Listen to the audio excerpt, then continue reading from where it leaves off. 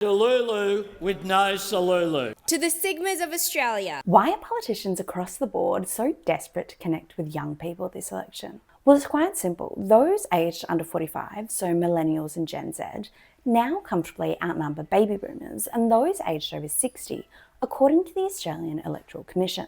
Australia's 4.3 million Gen Xs remain relatively ignored, somewhere in the middle. This shift to youth voters has been described as a youthquake by one Monash University professor, who said, "The voices of recent generations of Australians are forces to be reckoned with." So major parties are now grappling with the question of how to reach young people who don't watch free-to-air, listen to talkback, or even read newspapers. Expert Sean Ratcliffe said the shift is a problem for major parties, particularly the Coalition, as Gen Z in particular are much more left-leaning on social issues than any preceding generation.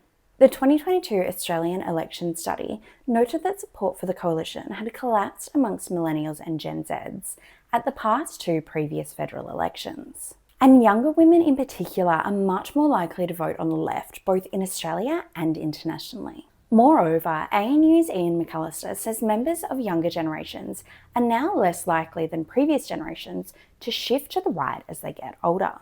And in a bid to secure power, political parties are embracing memes and diss tracks to mixed results. Gotta leave. I know this kind of life never boring. For more on generations, how they could affect this election, and how they came to be in the first place, click the link in the bio for our full explainer.